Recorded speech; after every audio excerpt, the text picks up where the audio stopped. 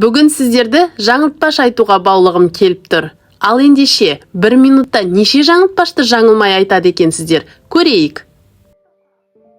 Ойым барды, ойналмастан ойын қалды, орындалмай ойымдағы, ойылмады оюдағы, орашолақ олақпын ба, оялмадым оюларды. Асан бақша жақтан ақсабақ асқабаға келді, басқа жақтан басқарақ асқабаға келді.